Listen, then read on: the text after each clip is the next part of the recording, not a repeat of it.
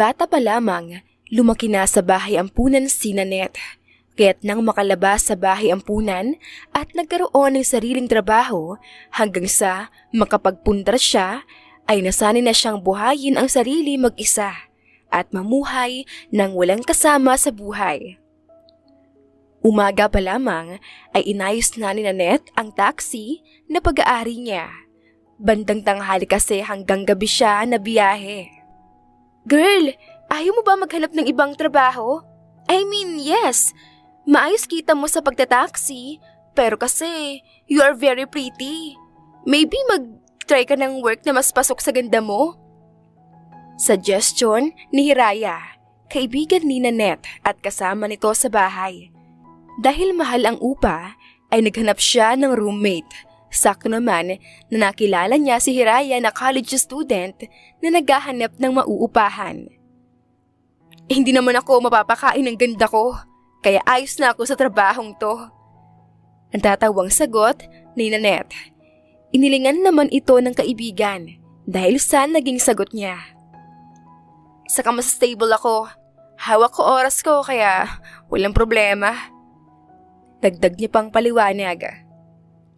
May point naman, pagsang-ayaw ni Hiraya. O siya, bye na, may pasok pa ako. Paalam nito sa kanya at mabilis na ininom ang kape nito. Nang makaalis si Hiraya, ay agad na nag-ayos ng sarili si Nanette upang makapagbiyahe na rin agad siya. Halos na pailang pasahero rin siya maghapon. Umuwi lang siya saglit para mamahinga dahil muli siyang papasada sa gabi. Nakaligo na ulit siya at humilata muna sa sofa nila sa sala. Kahit na pagod ay ayaw naman ni Nanette na hindi pumasada. Lalo na alam niyang maraming pasahero ngayon, lalo na at linggo at bakasyon. Ewan, nakakapagod din pala ang routine ng buhay ko. Bulong na sabi niya sa sarili. 25 years old na siya, pero halos 6 na taon na niyang ginagawa ito. Hindi niya alam pero nagsasawa na ba siya sa takbo ng buhay niya? Tulog, trabaho, pahinga, kain, tulog, trabaho. Pahina ng pahinang sabi niya sa sarili. Lord, wala man lang bang plot twist sa buhay? Hirit niya pa at natawa na lang sa sarili. Para siyang baliw na nakikitawa sa sariling iniisip.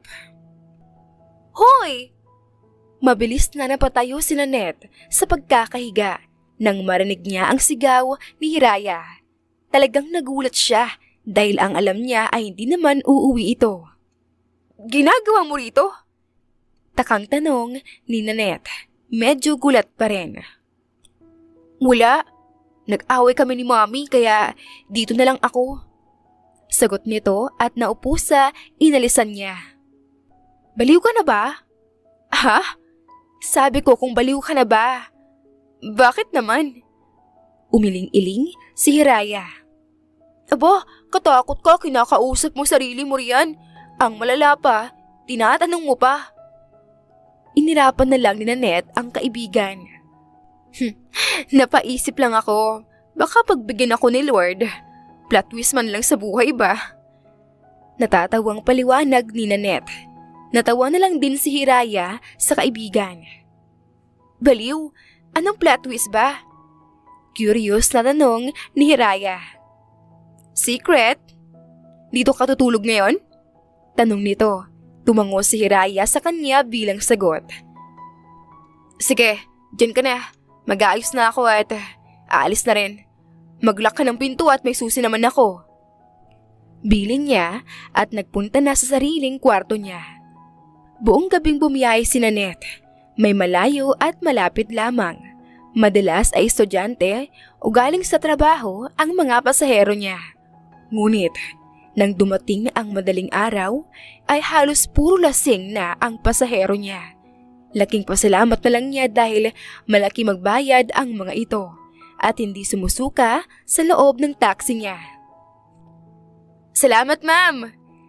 Nakangiting pasasalamat ni Nanette nang ibaba niya ang pasahero sa isang kilala at mamahaling bar. Pagkahatid niya sa lasing na pasahero kasi ay sumakay naman ito sa kanya. "Naks, ang laki ng tip!" Tuwang-tuwang sabi nito. Mabilis niyang inilagay sa lagayan ng pera ang bayad sa kanya at sinimulang i-start ang sasakyan. Ganoon na lamang ang gulat niya nang hindi pa nakakaalis ang taxi ay may sumakay bigla sa likod ng sasakyan at malakas na binalibag ang pagkakasara ng pintuan doon. "Sir?" Takang tawag ni Nanette sa pasahero.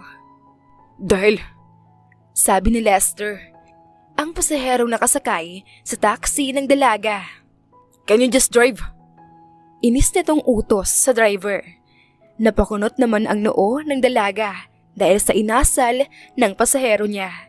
Sa totoo lang ay hindi na siya magsasakay dahil 3:00 na ng madaling araw at uuwi na rin siya dapat. Kaso dahil kay Lester na sumakay bigla sa taxi niya ay nahirapan pa siya. Pansin agad ni Nanette na lasing ito kaya hindi niya ito mapaalis basta. May awa pa naman siya kaya ayaw niyang itaboy na lang ito. "Saan po tayo, sir?" Tanong na lamang ni Nanette. Nirerespeto pa rin niya ang pasahero niya. "Cavite. Basta, diretsuhin mo lang yun. Kapag Cavite na kaliwa," sabi nito. Sinunod naman niya ang inutos at hindi na nagtanong pa. Buong biyahe ay panay ang bulong ni Lester sa likod na parang bubuyog kaya hindi ito maunawaan ng dalaga. Halos kalahating oras din nang makarating sila sa Cavite. Nang makarating sila at kumaliwa ay saglit silang tumigil at hinarap niya ang pasahero. "Sir, saan kayo rito? Napakalaki ng Cavite." Tanong ni Nanette at napakamot sa noo. Mas nainis at namroblema pa siya nang makitang tulog na si Lester sa backseat. "Sir!" Paggising niya rito at inaalog-alog pa ito. Ngunit kahit na anong gawin niya ay hindi ito gumigising. Inis siyang bumalik sa pagkakaupo at nag-seatbelt ng maayos. "Ayaw pa magising. Bad trip?" Pikon niyang sabi sa sarili. Pagod at antok na siya. Gusto na niyang magpahinga at matulog sa totoo lang. Kung pwede lang niyang itulak palabas ng taxi ang binata, ay ginawa na niya. Ngunit hindi kaya ng konsensya niya. "Ay, bahala na nga. Iuuwi na lang kita," sabi niya sa sarili at nagmaneho ng pabalik pauwi sa apartment niya. Tingin naman niya ay mabait at walang gagawing masama ang pasahero niya sa kanya. Halata niya ring mayaman ito, kaya bukas na lamang niya ito sisingilin. Maingat at hirap na naibaba ng dalaga si Lester mula sa taxi. Sobra-sobra pa ang pag-iingat niya dahil natatakot siyang magising si Hiraya at makitang may bitbit siyang lalaki. Bigat na bigat pa siya sa binata dahil napakatangkad nito sa kanya at sobrang maskulado nito. Gwapo rin to. "Buisit ka!" Inis niyang sabi at basta na lamang ibinagsak si Lester sa kama niya. Mabilis niyang inilak ang pintuan ng kwarto niya upang hindi sila makita ni Hiraya sakaling magising ito. "Ano na gagawin ko sa'yo ngayon? Lalasing-lasing ka tapos hindi mo pala kaya? Ako patuloy ang nahirapan sa'yo eh. Gusto ko lang naman magtrabaho." Pikon na reklamo niya. Akala mo ay naririnig siya ng lalaking natutulog ngayon sa kama niya. Mabuti na lang malaki-laki ang kama niya at makakahiga pa rin siya. Inayos niya ang pagkakahiga nito at inalisan ng sapatos. Nang maamoy ang matapang na amoy ng alak, ay mabilis niya itong pinabanguhan dahilan upang magising ito. Nang maamoy ang matapang na amoy ng alak, ay mabilis niya itong pinabanguhan dahilan upang magising ito. "Wala namang masama kung dito ako matutulog, di ba?" Tanong niya sa sarili. "Bahay ko naman to." Dagdag pa nito. Kung may nakakita lang talaga sa kanya, iisiping baliw siya. Pinagwalang bahala na muna iyon ng dalaga at kumuha ng pantulog saka lumabas para maligo. Pagod na siya kung kaya't ang gusto na lang talaga muna niya ay makapagpahinga. Pagkatapos maligo ng mabilis ay agad na bumalik si Nanette sa kwarto sa takot na magising si Hiraya at bigla ang pumasok sa kanyang kwarto. Nang makabalik siya ay tulog na tulog pa rin ang lalaking tinulungan niya kaya napairap siya.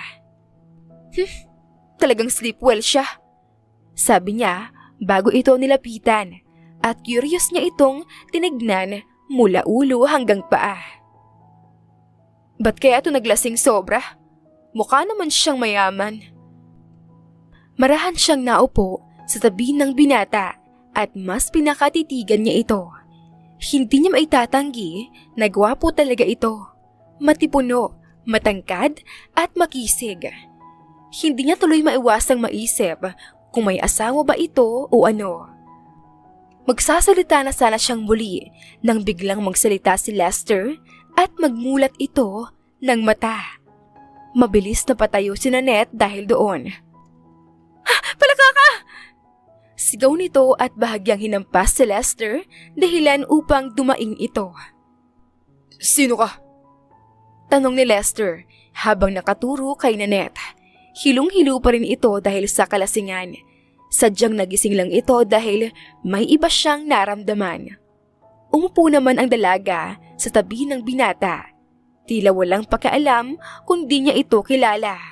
Dahil laki siya sa bahay ampunan, sanay na siya kung sino-sino ang katabi niya sa kama. May-ari ng bahay, sagot nito. Nanatili ang seryosong muka na nakatingin sa binata. Ganoon din si Lester sa kanya. Bakit ka naglasing? Curious na tanong ni Nanette. The hell you care?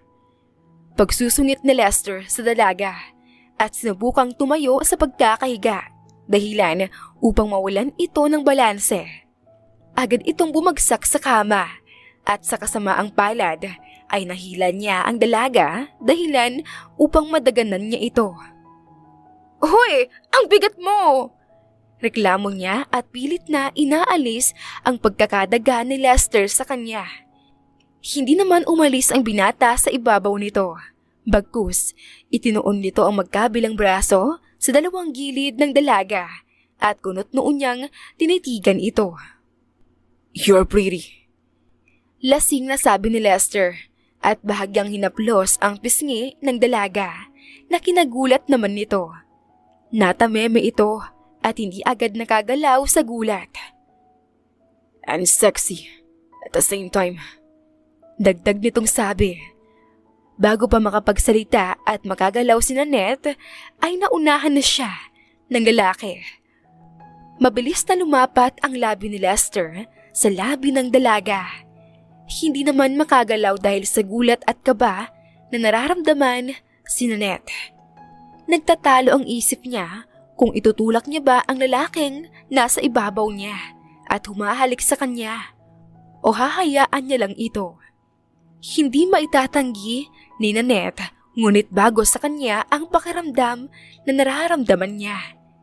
Kakaiba at kaakit-akit na pakiramdam ang naibibigay nito sa kanya na nagbibigay ng ibang klaseng kiliti sa buong katawan niya. Para bang pinapasunod siya nito sa bawat halik at galaw ng labi nito sa kanya. Marahang pinikit ng dalaga ang mga mata at hinayaan ang lalaki sa gusto nito. Mariing humawak ang dalawang kamay niya sa laylayan ng damit nito. Ang kamay ni Lester mula sa gilid ni Nanette ay gumapang patungo sa makinis na balikat ng dalaga. Sakto na sleeveless ang suot nito. Marahan iyong inalis ni Lester na wala man lang kahirap-hirap. Ang bawat haplos at halik ni Lester ay tila nilalasing si Nanette at napapasunod niya ito sa gusto nitong mangyari.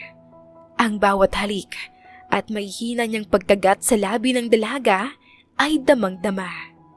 Halos maubos na ang hininga nilang dalawa kung hindi pa hihiwalay saglit si Lester sa dalaga. Lasing na lasing ang mga matang tinitigan niya ang buong muka ni Nanette. Pareha silang naghahabol ng hininga. Are you okay with this? I'm drunk. I know, but I need your consent first. Naghahabol ang hiningang tanong ni Lester sa dalaga. Huminga naman ng malalim si Nanette at tumango. Ayaw niyang magsinungaling pa. Alam niya sa kanyang sarili na gusto niya at ng katawan niya ang gagawin nilang dalawa.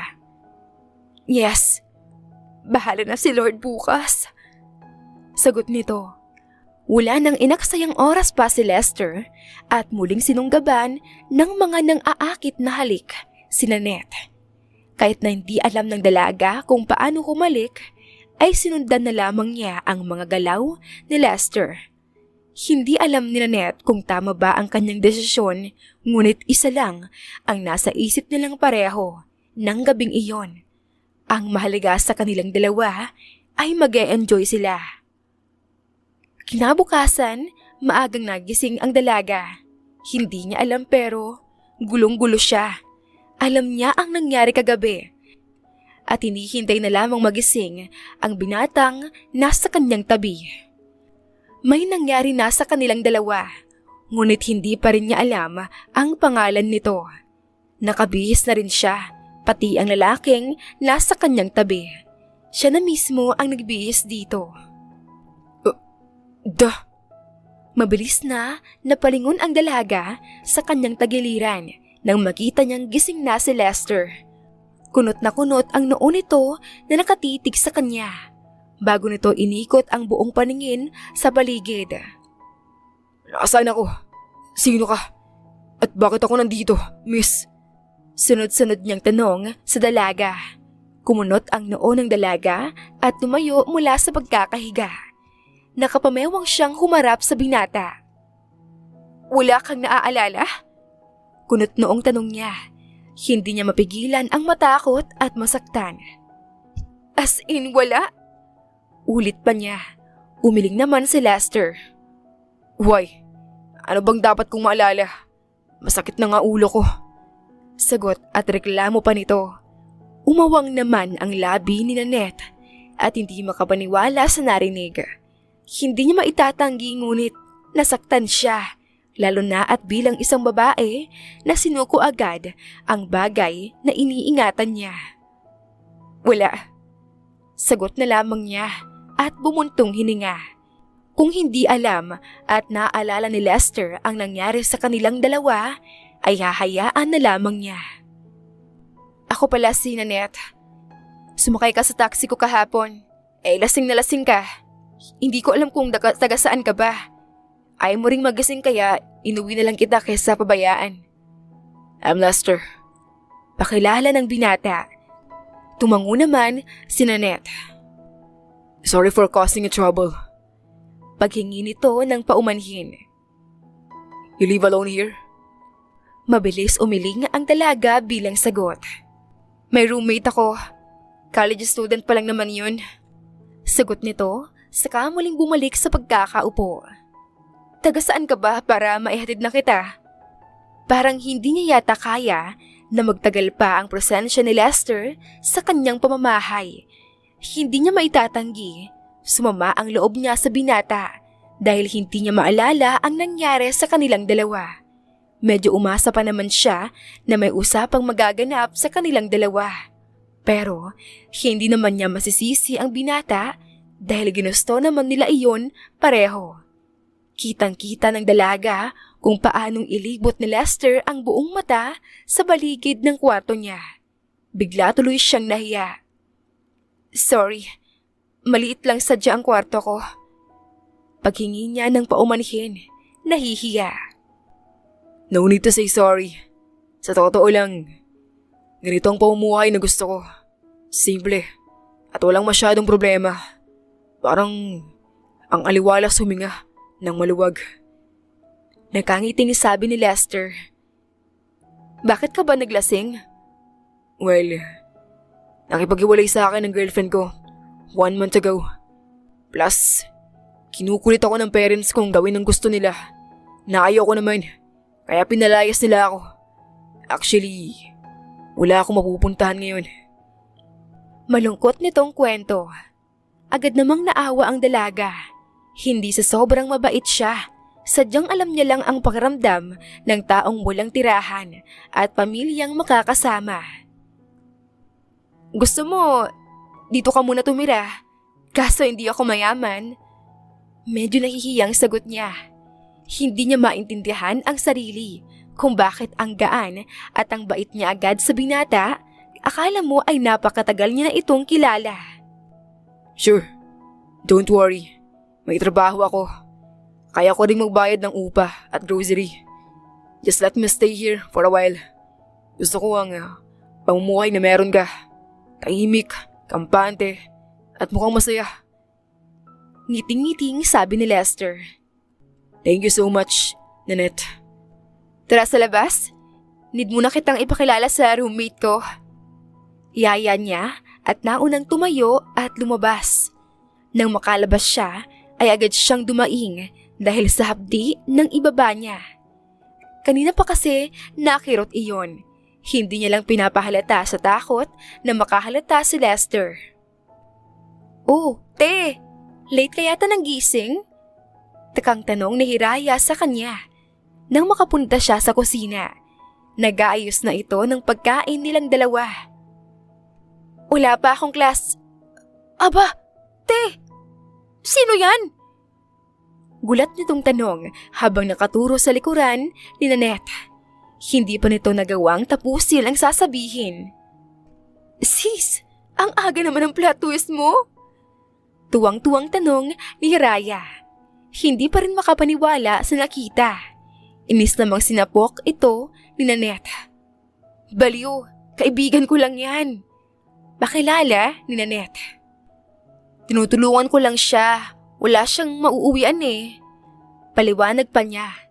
Tinaasan naman siya ng kilay ni Hiraya kaya binanlakihan niya ito ng mata upang manahimik ito. Okay. Tila napipilitang sagot nito ngunit nakangiti pa rin. Hi, I'm Hiraya. Pakilala niya sa sarili. Lester. Pakilala naman ni Lester at nakipagkamay. Nilingon naman ng dalaga ang binata na ngayon ay nakatayo na sa kanyang tagiliran. Kumain na muna tayo. Saka na natin pag-usapan ng mga bagay-bagay dahil sa pagtira mo dito. Sabi ni Nanette. Tinanguan naman siya ng binata.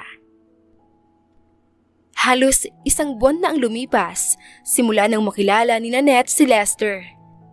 Sa totoo lang, noong una ay medyo komplikado pa. Lalo na at hindi niya alam kung papaniwalaan ba talaga niya ang binata.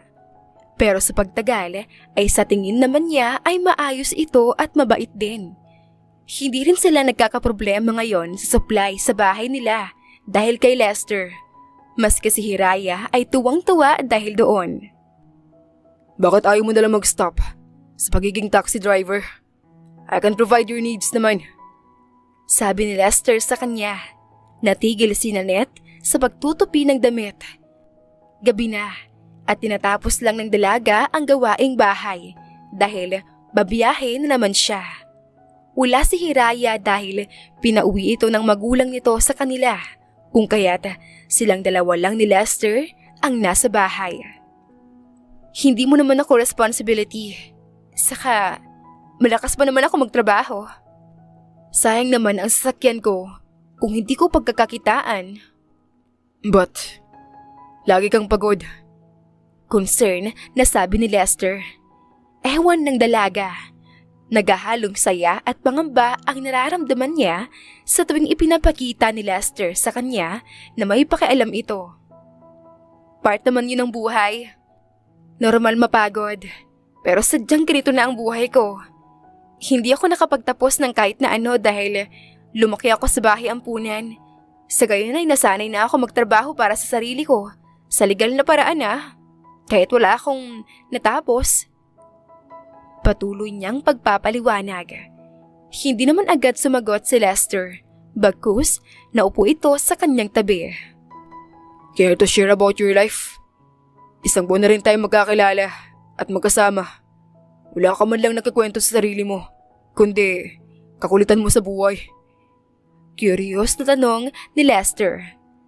Natigil naman ang dalaga sa ginagawa.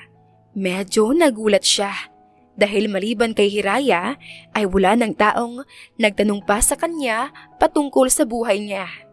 Wala naman kasi talaga siyang masyadong kakilala. Sigurado ka? Paninigurado ng babae.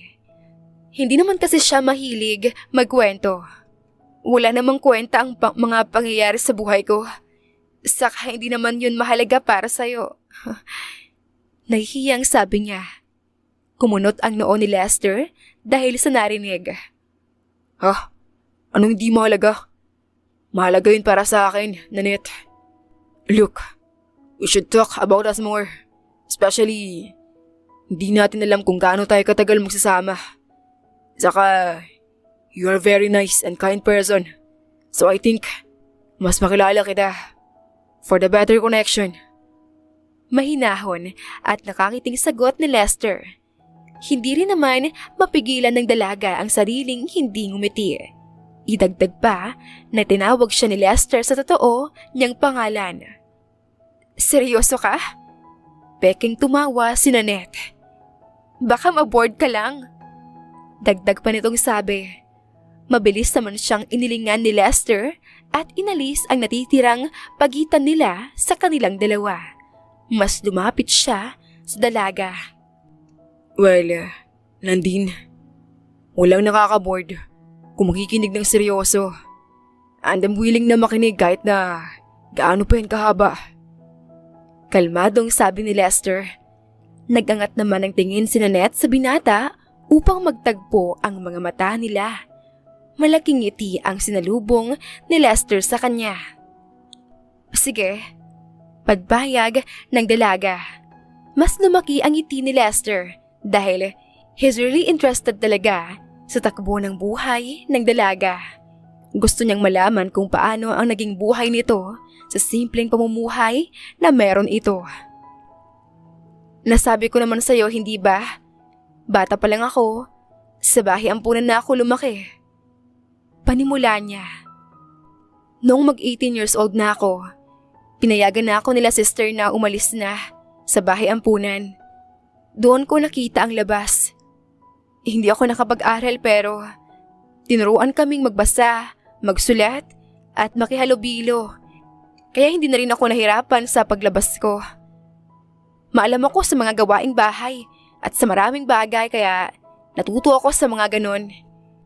Kaya ang una kong trabaho ay sa mga fast food hanggang sa lumipat ako sa restaurant hanggang sa makapagpundar ako ng sasakyan na ginamit ko na para sa pagtataksi. Kasi dyan, hawak ko oras ko. Nakakaipon akong pambayad sa lahat, lalo na at may kahati naman ako sa bahay. At iisa ako sa buhay. Mas maluwag ang pamumuhay ko. Nakangiting pagkukwento niya. Mahirap para sa kanya ngunit kinaya niya, lalo na at may gusto rin siyang marating sa buhay. Was it hard for you? Concern na tanong ni Lester. Hindi agad nakasagot ang dalaga. Bumuntong hininga ito sa kapilit ngumiti. Alin doon? Everything. Simpleng sagot ni Lester. Seryosong seryoso ang mukha nito. Siguro financially? Hindi naman. Pero emotionally Oo. I think kasi lumaki ako ng walang magulang. Every time napapaisip ako bakit kaya ako pinaampon. Ganoon ba kahirap bumuhay ng anak para iwan lang ako basta sa bahay ampunan? Anong pakiramdam na may katuwang na magulang sa buhay? Mga ganoong tanong. Mapait na ngumiti ang dalaga. Pero sanay na ako. Nasa mundong to, hindi tayo laging panalo. Hindi lagi pinapalad. Sadyang nagiging matatag na lang din ako para sa sarili ko. I'm happy and proud for you at the same time. Kumunot ang noo ng dalaga. Bakit? Kasi kinakaya mo. Look, ako, may family ako. Even a sister. Pero, mukhang di pa rin ako masaya sa buhay. Habang ikaw, masaya. At okay ka na mag-isa ka lang.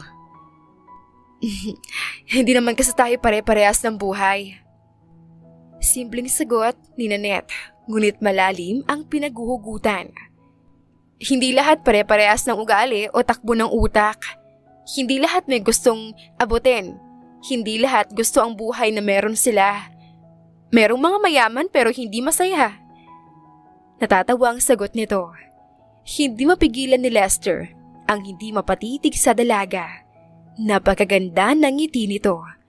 Gustong-gusto niya ang pagtawa nito sa kanya.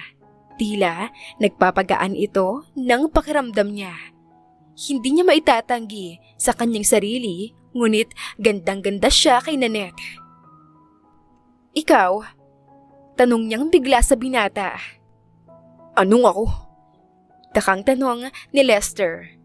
Medyo nagulat siya dahil halos 10 minuto silang binalot ng katahimikang dalawa ay bigla itong muling nagsalita. Ikaw, ayaw mong magkwento? Ang kilala ko lang kasi sa'yo ay pinaalis ka ng magulang mo dahil sinuway mo sila at ayaw mong gawin ang gusto nila. Inosenteng sabi nito at ngumiti.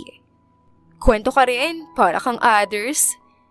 Natawa naman si Lester dahil sa pagtatanong nito. Well, wala namang masyado. We're opposite, actually. Hindi ako kontento sa buhay ko. Akala ko noon, kapag may pera ka, masaya ka. Or kapag nakapagtapos. Di rin pala. Ang dami mong tanong sa utak mo. Magulo ba? Pero ngayon, masaya ka? Oo naman. Sobra-sobra. Ngiting-ngiting sagot ni Lester. Hindi naalis ang tingin sa mata ng dalaga na ngayon ay titig na titig rin sa kanya. Honestly speaking, masaya ako kasi nandito ako. Masaya ako kasi naranasan ko tong ganitong klaseng buhay. Masaya ako dahil kasama kita. You are the one. Make my life more wonderful and meaningful. Emosyonal na sabi ni Lester. Hindi mapigilan ni Nanette ang sariling hindi matouch sa sinabi ng binata. Kahit kasi 1 buwan pa lamang niyang nakakasama ito, ay nakilala niya kaagad ito. Idagdag pa na napakabait at maalaga nito talaga sa kanya. Kung kaya't tuwang-tuwa siyang malaman na masaya si Lester kasama siya. I am thankful, Nandine. Maybe iniisip mo na hindi ako bagay sa ganitong buhay. Or maybe iniisip mo na napilitan lang ako magstay kasama ka dahil wala akong mapuntahan. Gustong matawa ni Nanette dahil totoo ang sinabi nito. Pero trust me, at mas gugustuhin ko ito especially I'm with you. Lumaki ka mang walang kasama, pero ngayon, iba na. Nandito na ako at mananatili akong kasama mo. Talikuran ka man ng mundo. I will stay here with you, no matter what happened. Madamdaming sabi ni Lester. Hindi na nagsalita pa ang dalaga, bagkus niyakap na lamang niya ang binata. Hindi man niya masabi ngunit malaki ang pasasalamat niya na dumating at nakilala niya si Lester. Dahil sa unang pagkakataon, naramdaman niya ang pagpapahalaga at pag-aalaga mula sa tao na hindi man lang niya kilala. At talagang si lalaking hindi niya inaasahang makakasundo niya pala. 2 buwan pa ang lumipas at maayos naman ang naging buhay ni Nanette kasama si Lester. Lalo na at tinutulungan at inaalalayan siya nito sa lahat. Hindi na rin niya kailangang magtrabaho lagi dahil sinusuportahan na rin siya ni Lester bilang bayad sa naitulong niya sa binata. Hindi maitatanggi ni Nanette ngunit hindi na kaibigan o kakilala lamang ang tingin niya kay Lester. Hindi niya pa maipaliwanag kung ano iyon, pero sigurado siya na higit pa sa pagkakaibigan ang nararamdaman niya para sa binata. Hindi siya sigurado pero pakiramdam niya ay ganoon din si Lester sa kanya. Ayaw niya lamang mag-assume. Hindi ba masyadong risky? Concern na tanong ni Hiraya sa kanya. Napakunot naman ang noo ni Nanette. nagtataka. Hindi niya kasi makuha ang sinasabi ng kaibigan. Silang dalawa lang ang nasa bahay dahil may trabaho si Lester. Hindi alam ni Nanette kung saan nagtatrabaho ang binata, ngunit hinayaan na lamang niya iyon. Ayaw naman niyang makialam. Ang alin?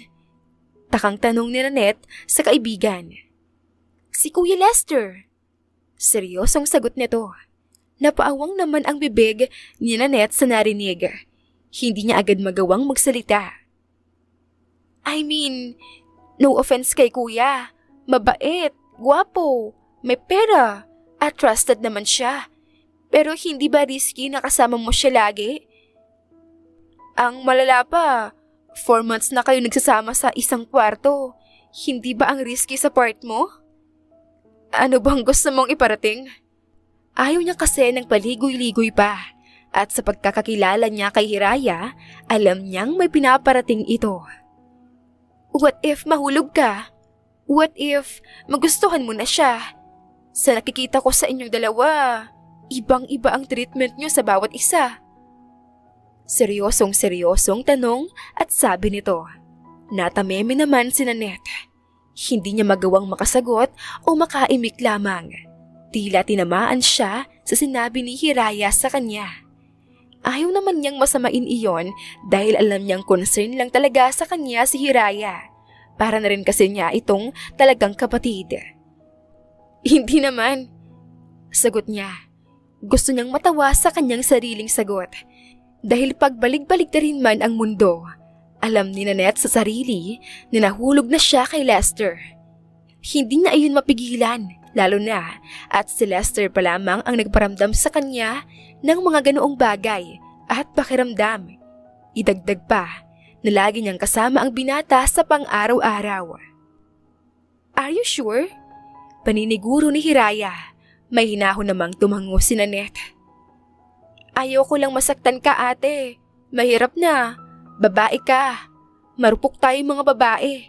Kahit na anong gawin natin. Lalo na kung puro kabutihan ang nakikita natin sa tao. Alam ko naman yon. Magkaibigan lang talaga kami ni Lester. Kaya ko na to.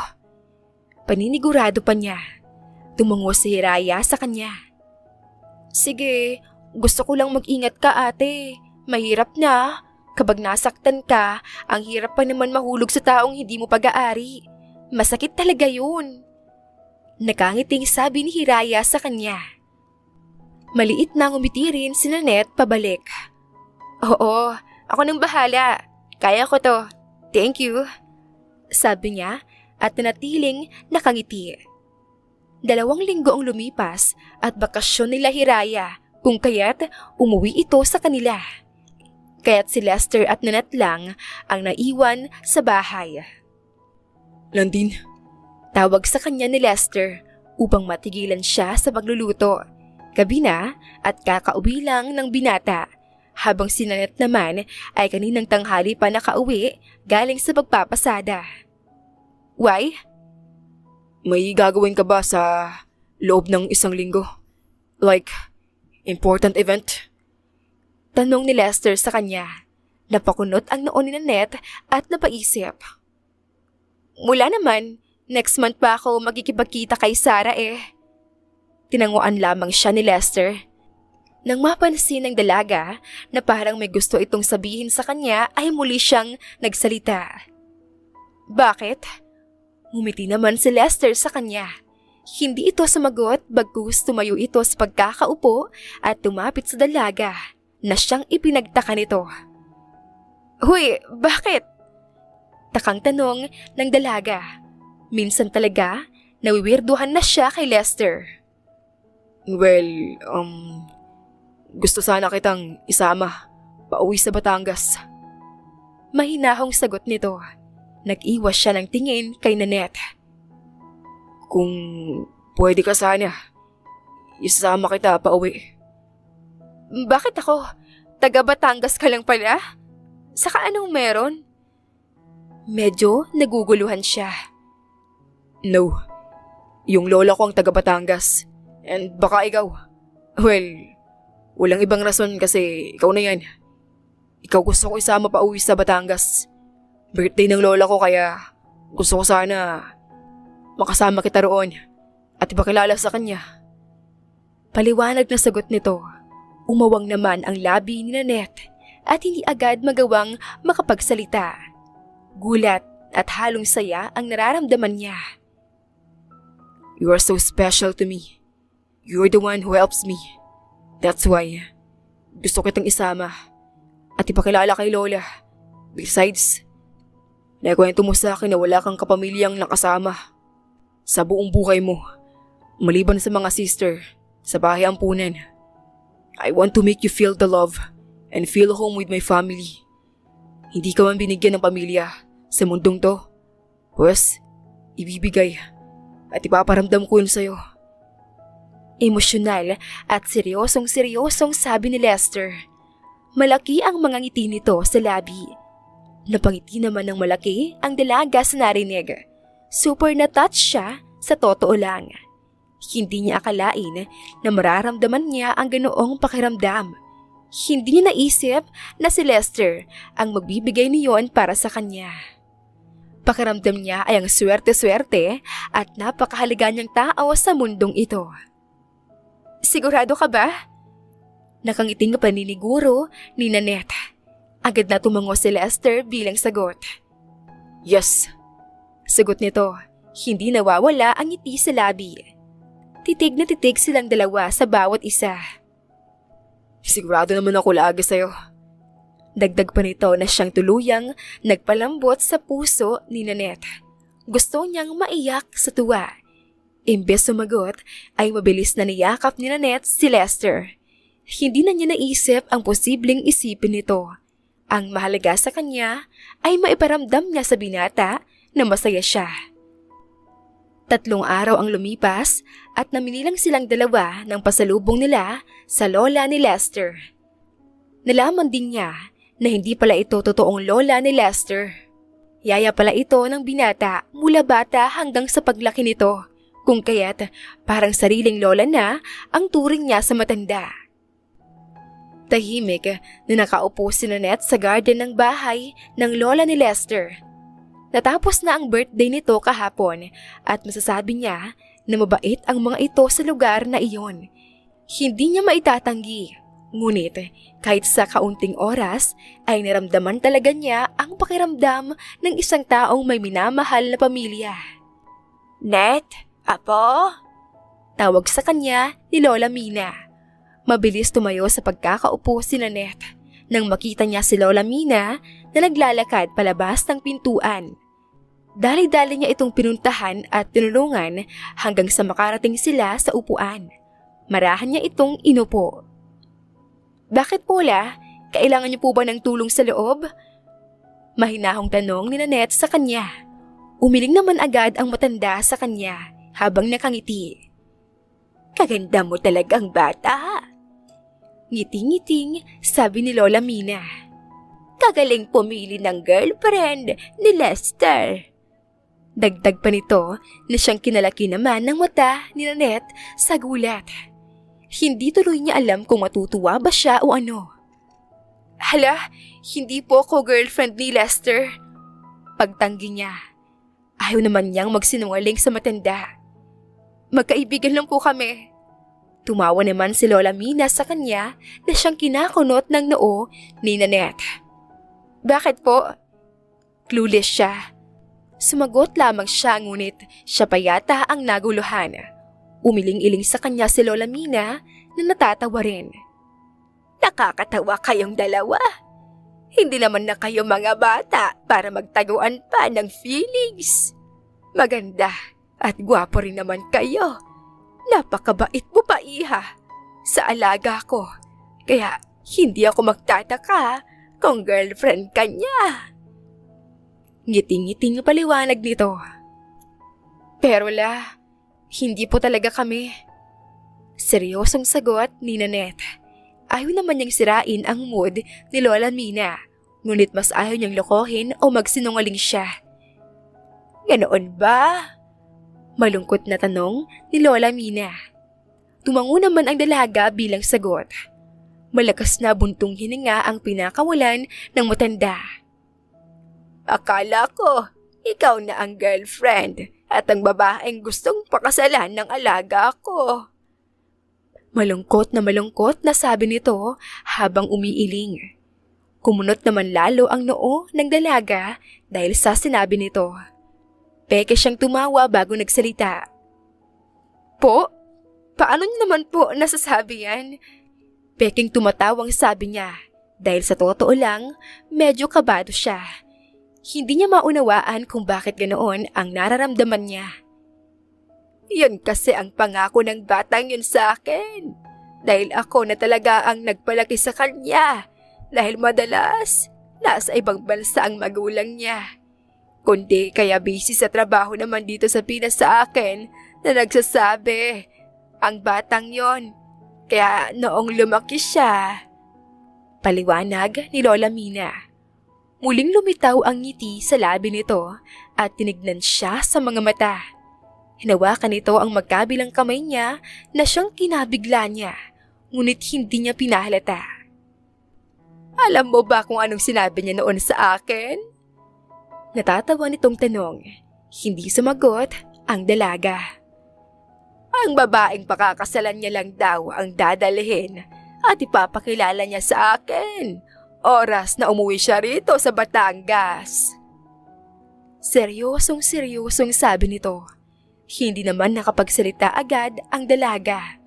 Nagulat siya sa totoo lang. Gulat na gulat. Biglang bumilis din ang tibok ng puso niya.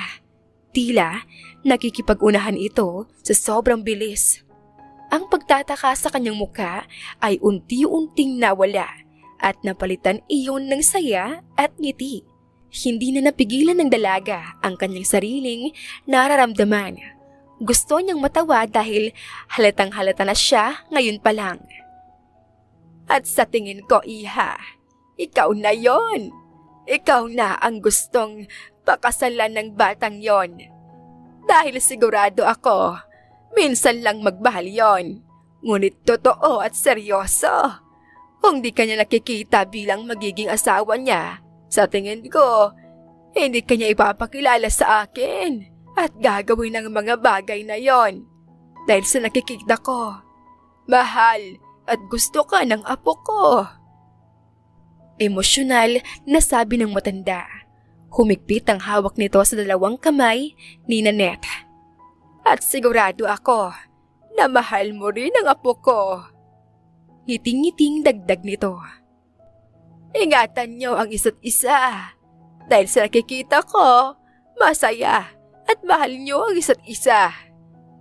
Dagdag pa ng matanda na siyang nagpatibok ng puso ng gusto ni Nanette. Akmang iimik pa sana si Nanette, ngunit saktong muling bumukas ang pintuan papunta sa garden at ninuwa noon si Lester na kunot ang noong nakatingin sa kanilang dalawa ngayon ng lola nito. Hey! Bati sa kanya kaagad ni Lester bago ito umakbay sa kanya. Anong pinag-uusapan niyo ni Lola? Bumili lang ako ng food natin. Tanong ni Lester. Ngunit, imbis na si Nanette ang sumagot, ay ang Lola Mina nito. Sabi ko, ang kupad mo! Natatawa nitong sabi sa apo. Nanlaki naman ang mata ng dalaga habang naguguluhan naman si Lester. Why me? Takang tanong ni Lester. Katarating ko lang. Ako kaagad ang target mo, lo? Natatawa pa nitong sagot. Wala. Ang ganda kasi ni Nanette, apo. Sabi nito habang nakatingin sa muka ni Nanette. Nahihiyang napasandal naman si Nanette sa tiyan ni Lester na ngayon ay nakaakbay sa kanya. Sanay naman na siya na ganito sila minsan ng binata. True. She is the most beautiful woman I have seen. Seryosong sabi nito. Natahimik naman lalo ang dalaga sa narinig. Pakiramdam niya ay may kung anong kuryente na kumiliti sa buong katawan niya. Very kind, caring, and beautiful, right, La? Dagdag pa nitong sabi. Nahihiya itong nilingon ni Nanette. Huwag kang mag-joke, suway ng dalaga. Why? Maganda ka naman talaga. Ayaw mo lang tanggapin kaya ipaparamdam ko na lang sa'yo. Hindi ako mapapagod na iparamdam at sabihin sa'yo kung gaano ka kaganda. Kung gaano kaganda ang isang katulad mo. Ngiting-ngiting sabi nito. Nahihiya namang umiwas ng tingin ang dalaga at napayuko dahil sa hiyang nararamdaman. Pakiramdam niya ay sobrang pula ng mukha niya. 2 linggo ang lumipas at back to normal na silang dalawa. Habang si Hiraya naman ay next week pa ang uwi. At si Nanette naman ay time out muna sa pagtatrabaho. Sa 1 linggo na bakasyon niya sa Batangas ay sobrang saya ng naramdaman niya. Lalo na hindi pinaramdam sa kanya ng mga tao roon na hindi sila magkakadugo. Pakiramdam niya tuloy ay nakahanap siya ng pamilyang hindi niya inaasahan na mararamdaman at mahanap niya pala sa tulong pa talaga ni Lester. Si Lester na unexpected lang naman na dumating sa buhay niya. Hoy, ayos ka lang? Tanong sa kanya ni Sarah, ang kaibigan niyang lumaki rin sa bahay ampunan. Ang pinagkaiba lamang nilang dalawa ay may umampon sa kaibigan niya kahit papaano, habang sa kanya ay wala. Okay lang, nahihilong sagot ni Nanette. Bigla kasi siyang natumba nang subukan niyang tumayo. Sa totoo lang ay halos 2 buwan ng ganito ang pakiramdam niya. Minsan ay hindi niya maipaliwanag ang cravings niya. Sigurado ka? Paniniguro ni Sarah. Baka buntis ka. Biro pa nito at natawa. Habang si Nanette naman ay natigilan at natulala. Mabilis siyang tumayo sa pagkakaupo at pumasok sa kwarto niya. Nang i-check niya ang calendar ay agad siyang kinabahan. Agad namang sumunod sa kanya si Sarah. Nangihina siyang naupo sa kanilang kama. Halos 5 buwan ko nang kasama si Lester. 3 buwan na akong hindi dinadatnan. Irregular naman ako kaya akala ko normal lang yun. Halos bulong niya sa sarili.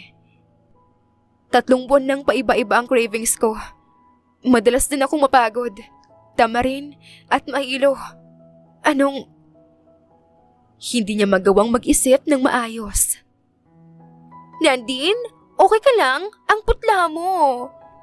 Nag-aalalang tanong ng kaibigan sa kanya. Gusto mo, dalhin kita sa doktor? Tanong pa nito sa kanya. Takot at kaba ang nararamdaman niya ngayon. Sa loob ng 4 na buwan, wala naman ulit nangyari sa kanilang dalawa. Kaya hindi niya maiwasang magtaka. Buntis kaya ako? Wala sa sariling tanong niya na siyang pinagtaka ng kaibigan niya.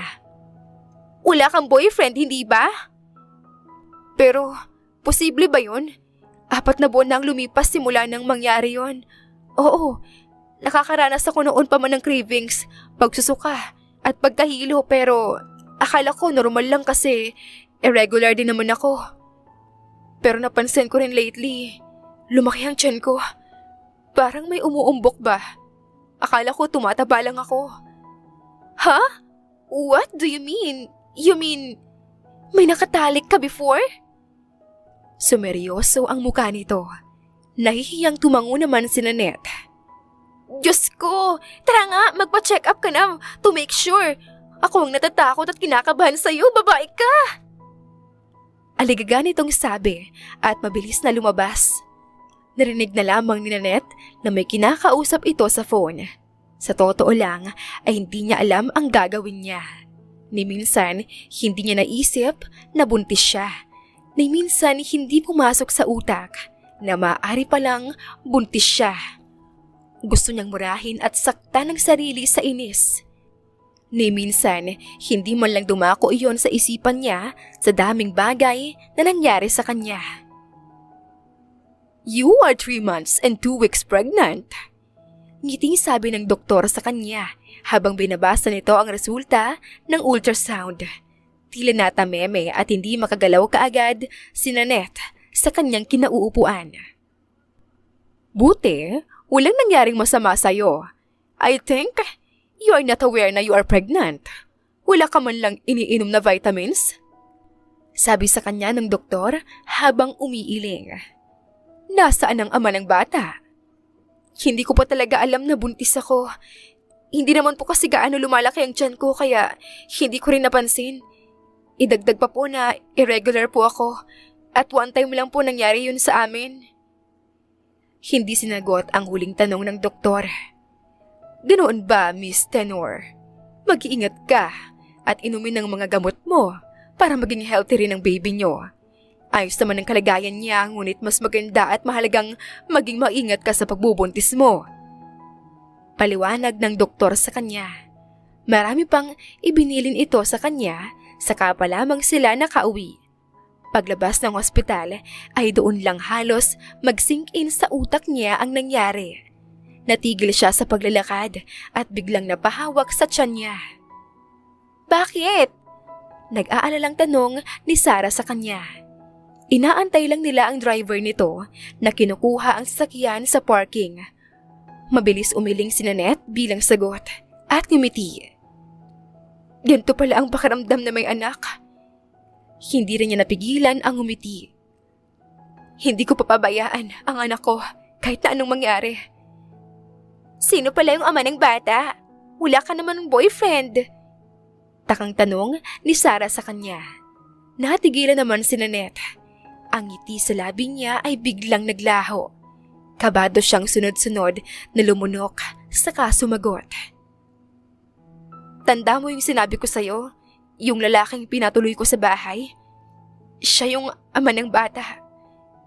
Kumunot naman ang noo ni Sarah dahil sa naging sagot nito. Ha?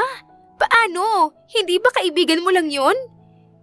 Hindi na niya natapos ang sasabihin dahil pinangunahan na ito ni Nanette. Pasahero ko lang talaga siya. May nangyari sa amin nung gabing lasing na lasing siyang sumakay sa taxi ko. Akala ko maaalala niya kinabukasan ang nangyari sa amin pero nagkamali ako. Nakalimutan niya lahat. Humingi siya ng tulong sa akin dahil pinalayas daw siya kung kaya't sa akin na siya ninirahan simula noon. Paliwanag niya at bumuntong hininga. Ngunit sigurado naman ako na matatanggap niya ang bata. Ayos na ayos kaming dalawa. Sasabihin ko rin sa kanya ang nangyari ng gabing yon. Mabait siya at matulungin. Sigurado ako na papanagutan niya ang bata. Alam niya ang naranasan ko. Hindi siya gagaya sa ginawa ng magulang ko sa akin. Kampanting sabi niya at malaking ngumiti sa kaibigan. Hinatid lamang siya ni Sarah pauwi dahil hinahanap na raw ito ng asawa. Pag-uwi niya ay nandoon si Hiraya. Hindi niya ba alam ngunit iba ang pakiramdam niya pagpasok ng bahay. Kung kanina excited pa siya dahil gustong-gusto niya lang sabihin kay Lester ang tungkol sa pagbubuntis niya. Ngunit nang makauwi nga siya ay tila nag-iba ang mood niya. Umuwi na ba si Lester? Napalingon siya sa orasan, halos maggagabi na. At sa mga ganitong oras ay alam niyang uuwi na si Lester, kaya hindi niya maiwasang magtaka. Hindi pa ate, pag-uwi ko rito walang tao. Sagot ni Hiraya na nakahiga sa sofa na nanonood ng TV. Saan ka pala galing? Tanong nito sa kanya at naupo mula sa pagkakahiga. Umupo rin naman si Nanette sa tabi nito. Imbes sumagot, ay inabot niya ang ultrasound na bitbit niya. Kunot noo siyang tinignan ni Hiraya. Kahit nagtataka, tinanggap pa rin niya ang envelope. Kitang-kita niya kung paanong nanlaki ang mata at umawang ang bibig ni Hiraya nang buksan nito ang envelope at makita ang laman noon. Halatang halata sa mukha nito ang gulat. Pasok muna ako sa kwarto. Paalam ni Nanette. Hindi na hinintay pang magsalita si Hiraya. Ganoon na lang ang pagkabusangot ng mukha niya nang makitang magulo ang kwarto nilang dalawa ni Lester. Dahan-dahan siyang pumasok at doon niya tuluyang nakita ang mga nagkalat na gamit at ang magulong cabinet nilang dalawa. Mas bumusangot at kumunot pa ang noon niya nang makitang wala na ang mga gamit ni Lester sa cabinet. Hiraya! Kabado niyang sigaw. Hiraya! Ulit niya. Nanginginig na siya sa kaba. Iba na ang kutob niya. Inilibot niya ang buong paningin sa buong kwarto. At doon lang niya tuluyang napansin na wala na ang halos lahat ng gamit ni Lester. Ate, bakit? Aligagang tanong ni Hiraya sa kanya. Umalis siya! Umalis siya! Nangihinang sabi niya. Naninikit ang dibdib niya na naupo sa dulo ng kama. Hindi niya alam kung paano ang mararamdaman o ang magiging reaksyon niya. Ha? Takang tanong ni Hiraya. Si Lester, umalis siya. Napakasira ulo niya. Bakit? Hirap na sabi ni Nanette. Gulong-gulo ang isipan niya. Ang dami na agad mga tanong ang tumatakbo sa isipan niya. Ibinigay ko sa kanya lahat. Nagtiwala ako. Lahat-lahat binigay at pinaramdam ko sa kanya. Bakit? Bakit siya umalis nang walang paalam? Galit na sigaw niya. Tuluyan na siyang naiyak. Agad na lumapit si Hiraya sa kanya at inalalayan siya nito. Mabilis siya nitong niyakap ng mahigpit. Si Kuya Lester ba ang ama, ate? Tanong ni Hiraya. Umiling na tumango si Nanette. Halos mahirapan na siyang huminga sa sobrang lakas ng iyak niya. Hagulgol na ang ginagawa niya. Traitor siya! After ko ibigay sa kanya lahat at pagkatiwalaan siya ng buo, bigla siya mawawala. Napakasira ulo, traitor niya. Galit na galit siya. After all, mawawala lang pala siya. Pues, wala akong pakialam. Galit na galit niyang sabi at humigpit ang yakap kay Hiraya. Hindi ko kailangan ng isang traidor na tulad niya. Hindi namin siya kailangan ng anak ko. Buong-buo ang sama ng loob na sabi niya at patuloy na umiyak. Gusto niyang magtanong. Gusto niyang alamin ang rason ni Lester. Gusto niyang hanapin ang binata at alamin ang side nito. Ngunit sa sakit at pait na naramdaman niya ngayon ay tila naglaho ang lahat sa kanya. Dahil kung kailan mahal na niya si Lester, ay saka pa ito nawala at naglaho na parang bula, na akala mo ay walang nangyari sa kanilang pagitang dalawa. 2 linggo ang lumipas at medyo naging okay na si Nanette. Ambinado siya na apektado siya sa pag-alis basta ng binata nang walang paalam, ngunit pinili niyang tatagan ang kanyang sarili, lalo na at para sa magiging anak niya. Hindi nawawala sa utak niya ang binata at nagbabaka sakali na babalik itong muli sa kanya.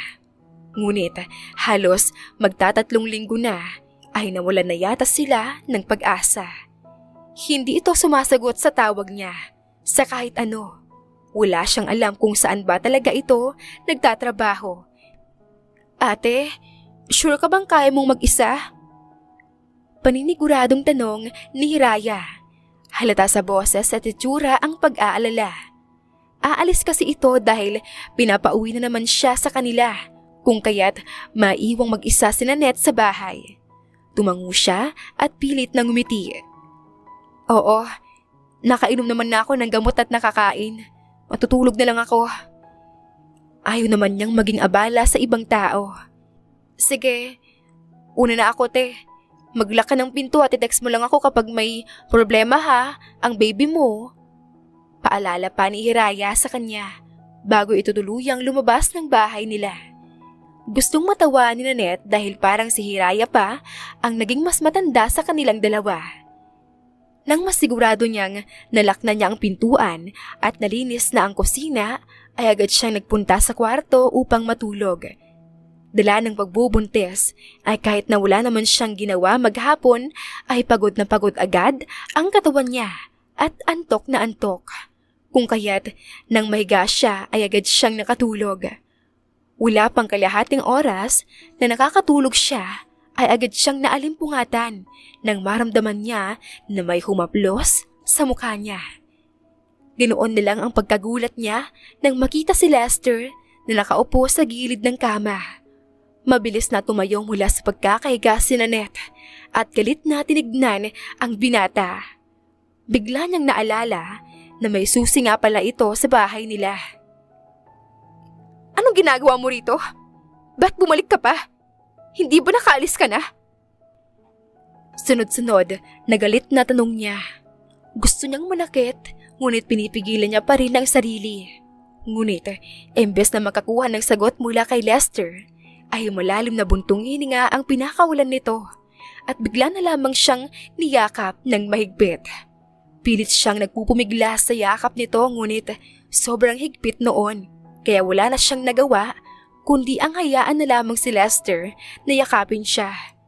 Kahit nagalit siya ay hindi niya maitatanggi na na-miss niya si Lester, lalo na ang presensya at yakap nito.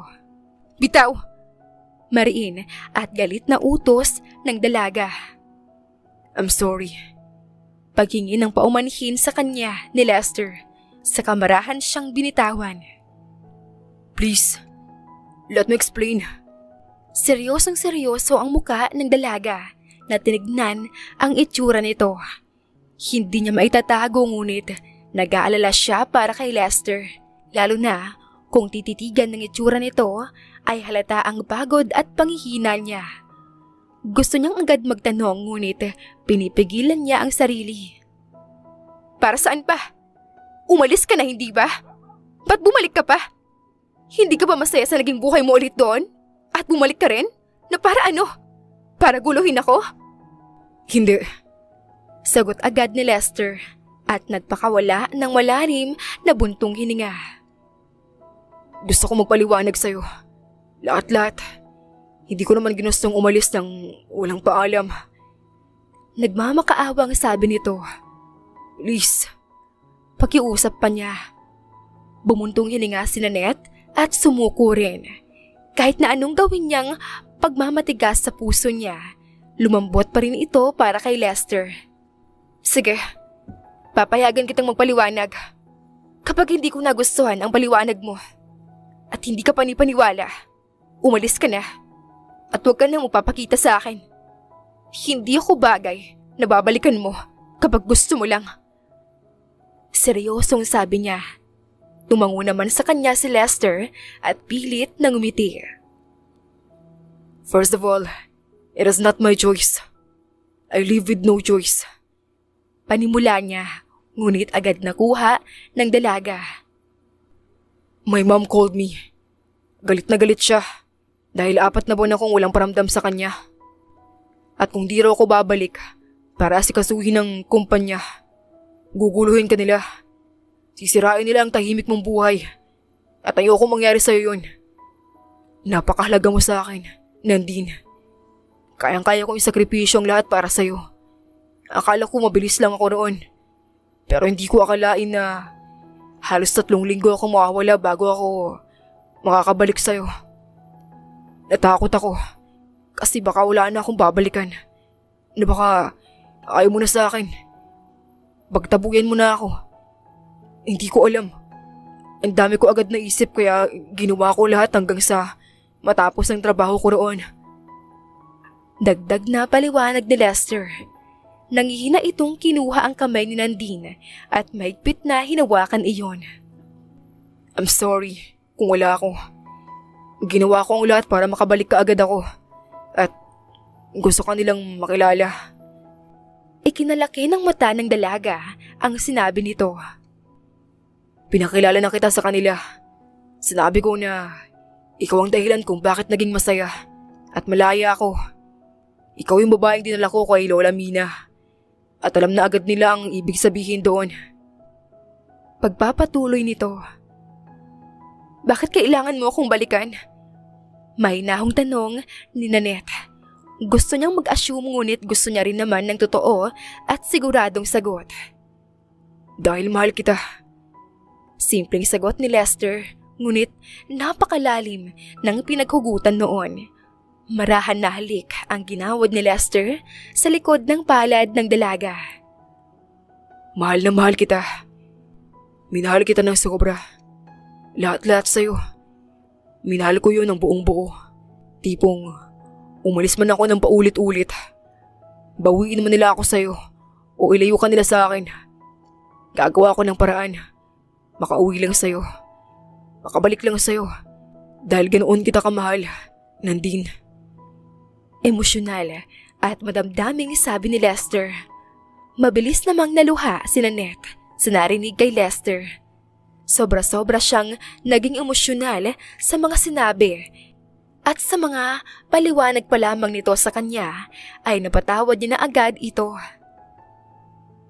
Sa sobrang pagmamahal ko sa'yo, handang-handa ako ipaglaban ka sa pamilya ko.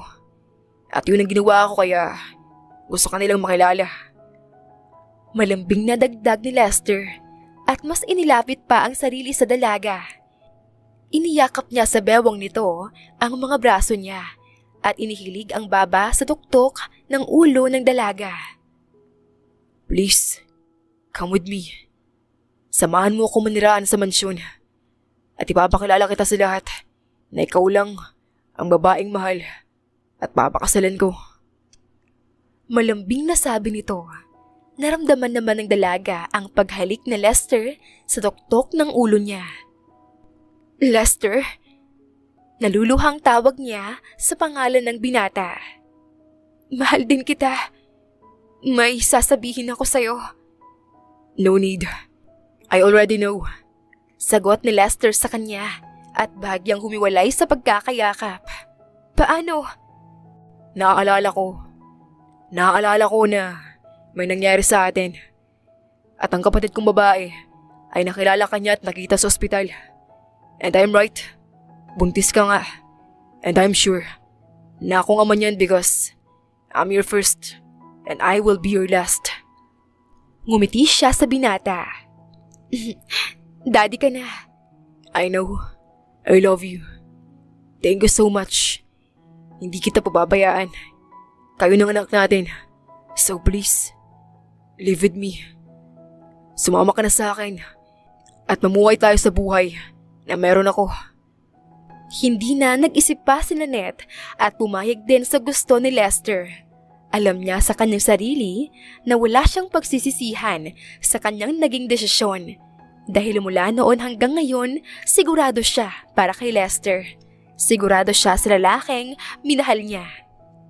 2 buwan ang lumipas at mag-6 na buwan ng buntis si Nanette. Malaki na rin ang umbok ng tiyan niya kung kaya masirap siyang magkikilos ngayon. Mabuti na lang at nakasundo niya kaagad ang mga magulang ni Lester at ang kapatid nito. Kaya't hindi siya nahihirapan sa pang-araw-araw. Wala namang problema ang mga magulang ni Lester basta ginagawa ng anak ng mga ito ang tungkulin niya sa kumpanya. Ang kumpanya na inaayawan ni Lester noon ay siyang pinapatakbo niya na ngayon. Sis, ba't ang tagal malaman ng gender ni baby? Curious na tanong ni Leah sa kanya, ang babaeng kapatid ni Lester. Mas bata ito ng 5 taon kay Nandine. Kung kaya't parang nakababatang kapatid na rin niya ang turing dito. 6 months na si baby. Hindi ba dapat nose na yung gender? Makulit nitong tanong. Napangiti naman si Nanette at hindi mapigilang matawa. Para kasi siyang nakikipag-usap sa makulit na bata. Nakabaligtad pa raw kaya mahirap malaman ng gender. Sagot ng dalaga. Iyon ang sabi ng doktor niya last check-up. Paano tayo bibili ng clothes? Like, I want to spoil him or her. Parang batang nagmamaktol nitong sabi. Makulit at madaldal si Leah. Nang una niya itong makilala at makasama ay akala niya ay mataray at masungit ito. Ngunit hindi pala. Same lang sa magulang ni Lester na akala niya ay ayos sa kanya. Yun pala ay gustong-gusto siya. Nagpasalamat pa ang mga ito sa kanya dahil tumino at nagbago raw si Lester dahil sa kanya. Love, ano naman yung pinag-uusapan niyo? Tanong ng bagong kapapasok lamang na si Lester. Nasa living room sila ni Leah habang si Lester naman ay kakauwi lang galing mall. May binili lang daw ito. Wala naman. Curious lang siya sa gender ng anak natin. Naupo naman si Lester sa kanyang tabi. Baka sinisiraan mo ako ah. Masama ang tingin ni Lester sa kapatid. Inirapan naman siya ni Leah na siyang ikinatawa naman ni Nanette. Kung iisipin, hindi halatang 7 years ang agwat ni Leah at Lester sa bawat isa. Kung umakto kasi ang dalawa ay parang mga bata. So epal kuya. Pagtataray ni Ria sa kapatid, saka tumayo sa pagkakaupo. Diyan na nga kayo, mga lovebirds. Paalam nito at umalis na. Natawa namang parehas ang dalawa habang napapailing pa. May gusto ka bang puntahan? Tanong ni Lester sa kanya. Gusto ko sanang puntahan si Lola. Sagot nito at ngumiti. Miss na kasi niya si Lola Mina at gusto niya itong kumustahin. Kaya mo bang bumiyahe ngayon pa Batangas? Tanong niya. Agad namang tumango si Lester bilang sagot. Sure. Handa ko lang ang kotse. Maganda ka na rin. Nakangiting sabi ni Lester. Humalik muna ito sa kanya bago lumabas ng mansyon. Agad namang umakyat ang babae sa kwarto nilang dalawa. Halos 2 oras din pala ang naging biyahe nilang dalawa bago sila nakarating sa Batangas. Maghahapon pa lamang naman kung kaya't makakatagal sila kahit papaano. Lola! Excited na tawag ni Nanette sa matanda at dali-daling lumapit dito. Love, careful. Pagpapaalala ni Lester sa kanya. Tumakbo kasi siya at sobrang excited. Agad namang yumakap si Nanette sa matanda. Namiss ko po kayo. Malambing niyang sabi. Ako rin iha. Sabi naman ni Lola Mina. Napalingon ito sa tiyan ni Nanette na umbok na. Aba nga naman. Natatawa niyang sabi at nangaasar. Sabi na, malabong walang kayo. Nahiya naman si Nanette habang si Lester ay tumatawa sa gilid. Inirapan niya ang nobyo. Magsi 6 months pa lang po akong buntis. Pagkukwento ni Nanette. Late ko po nalaman. Buti naman, nagkaaminan na kayong dalawa. Nauna pa ang bata kesa sa relasyon nyo. Pangaasar ni Lola Mina sa kanilang dalawa, kaya napanguso naman siya. Habang ang nobyo niya ay pangisi-ngisi lamang.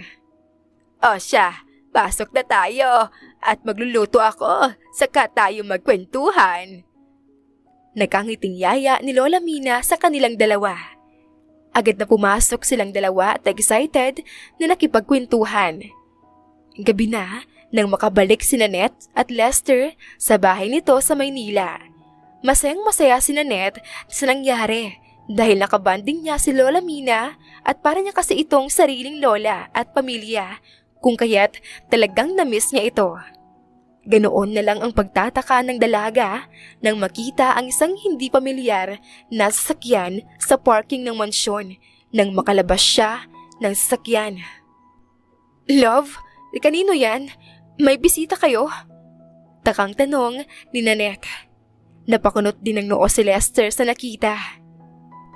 Hindi ko alam. Ang alam ko, wala namang inaasahang bisita. Sagot nito at inalalayan ang nobya hanggang sa makapasok sa bahay. Ganoon na lang lalo ang pagtataka ng dalaga nang makita ang mga magulang ni Lester na kausap ang isang babae na nasa living room ng mansyon. Nang makita sila ng mga ito, ay mabilis na napatayo ang magulang ni Lester. Anak! Tawag ng mga ito. Halata sa boses na kinakabahan. Mom, anong ginagawa ng babaeng yan dito?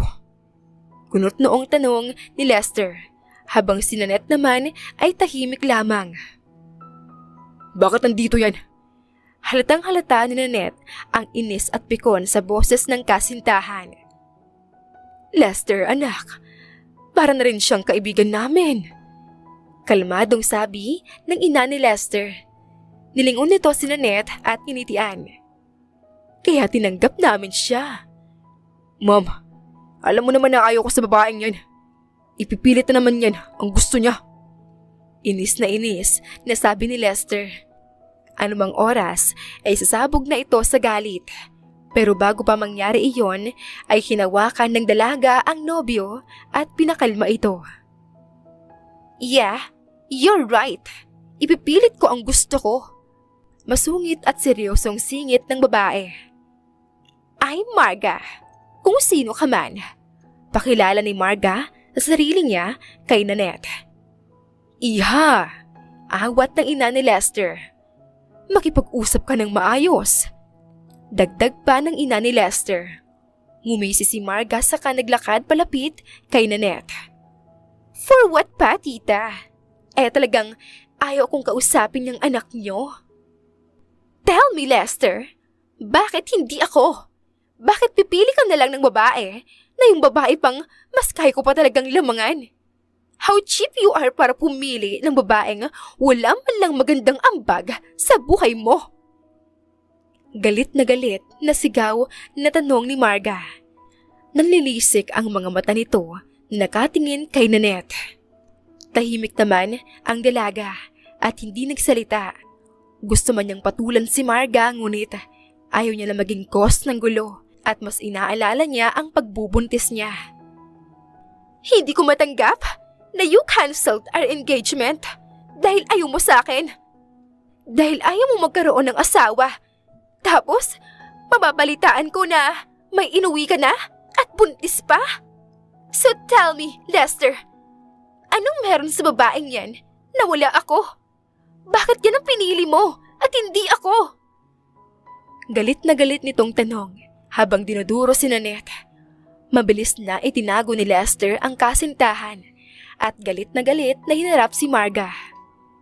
First of all, wala kang karapatang bastusin ang girlfriend ko. Second, ano naman sa'yo kung may girlfriend ako at may anak kami? Sino ka ba? You are just nothing but a desperate woman who likes me.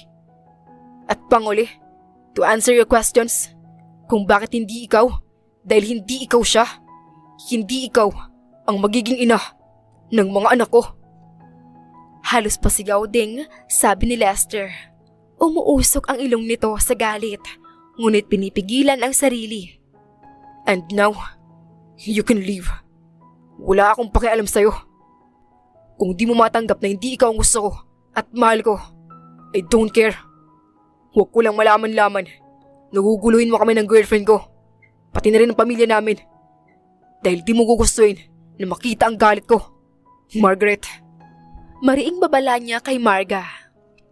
Ilang minuto ang lumipas ay nabalot lamang sila ng katahimikan. Basta nang umalis si Marga sa bahay at halos padabog nitong sinara ang malaking pintuan. Hindi tuloy alam ni Nanette kung ano ang magiging reaksyon niya.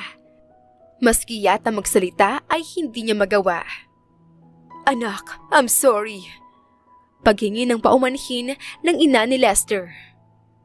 Ma'am, kailan din kayo mag-sorry? Hindi niyo man lang siya nirespeto.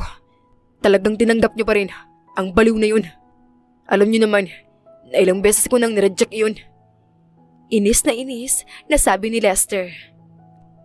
Alam niyo naman na si Nandine na ang magiging ina ng anak ko at gusto kong pakasalan. Okay lang po, tita. Pangunguna ng nobya nito. Alam ko naman po na hindi niyo ginusto. Dagdag niya pa at ngumiti. Aakyat na po kami. Paalam niya. Tumango na lamang ang magulang ni Nanette sa kanila. Kung hindi niya pa kasi iayayain si Lester, ay baka tuluyang mag-away ang mga ito. Nang makaakyat sila sa itaas, ay agad na niyakap ni Lester ang nobya. I'm sorry. Paghingi nito ng paumanhin.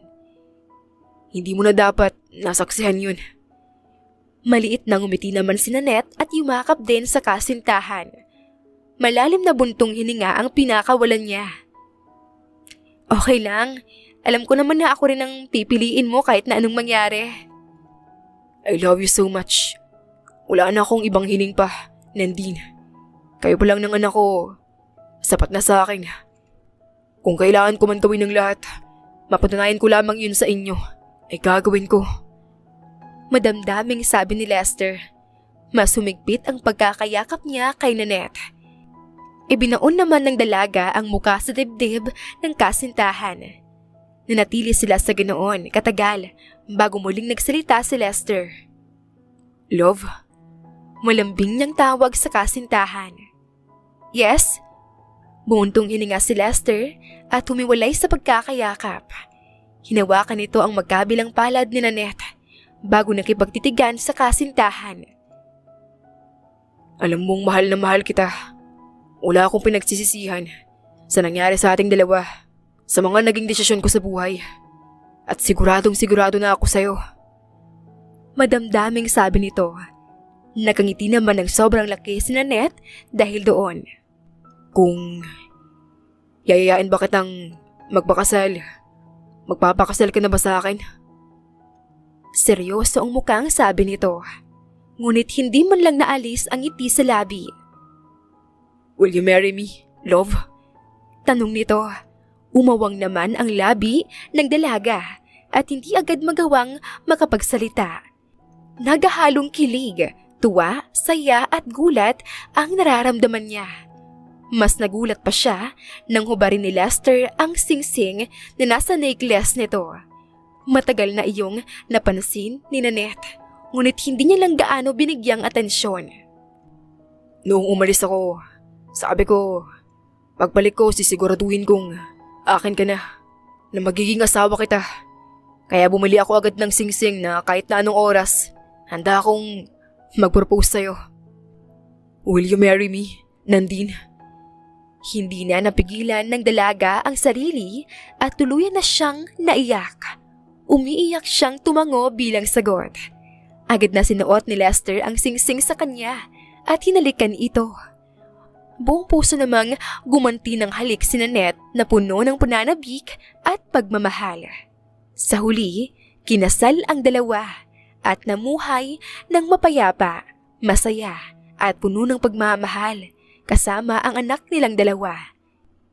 Kahit salungat ang kanilang estado sa buhay, ay pinili pa rin nilang mahalin ang bawat isa na walang hinuhusgahan o hinihiling na mataas na kapalit sa buhay. Wakas.